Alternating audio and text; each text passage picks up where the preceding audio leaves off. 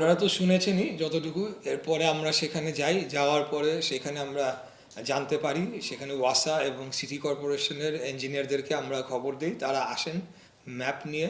এবং যেটা আমরা জানতে পারি যে দীর্ঘ 15 বছর যাবত এই সমস্যাটি সেখানে রয়েছে। ড্রেনেজ সিস্টেমের কোথাও কোথাও ব্লকেজ রয়েছে, যার কারণে এটা ওভারফ্লো হয়। এখন কিন্তু শুষ্ক মৌসুম, বৃষ্টিও হয় না, তাহলে বৃষ্টির দিনে কি অবস্থা হয় এখানে, এটা আপনারা চিন্তা করে থাকতে পারেন।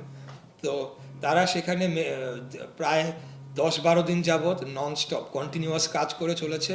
3টা জায়গায় ব্লকেজ পাওয়া গিয়েছে। সেই ব্লকেজগুলোকে মানে রিমুভ করার জন্য এবং খুলে দেওয়ার জন্য কাজ করছে। ডুবুরি দল সেখানে কাজ করেছে, সিটি কর্পোরেশনের কর্মী বাহিনী কাজ করছে। এবং আপনারা জানেন যে 5ই আগস্টের পরে বিভিন্ন রাস্তা যেগুলো আন্ডার কনস্ট্রাকশন ছিল সেগুলো কন্ট্রাক্টররা পালিয়ে গিয়েছে, কারণ সবাই এগুলো আওয়ামী দোসর।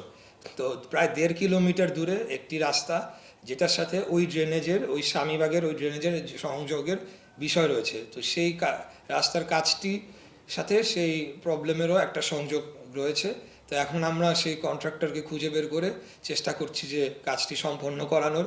এখানে আবার যেহেতু সিটি কর্পোরেশনের মেয়র নাই, এখানে বিল সে পায় নাই, সে বিল না পেলে সে কাজ অগ্রগতি করতে পারছে না, তো অগ্রসর হতে পারছে না। কিন্তু তারপরেও এখানে সরাসরি আমাদের নেতা যেখানে আমাকে নির্দেশ দিয়েছেন, আমি এখানে সর্বোচ্চ গুরুত্ব দিয়ে আমি বলেছি যে করেই হোক এই কাজটা আমার সম্পন্ন করে যত দ্রুত সম্ভব আমার রিপোর্ট করতে হবে।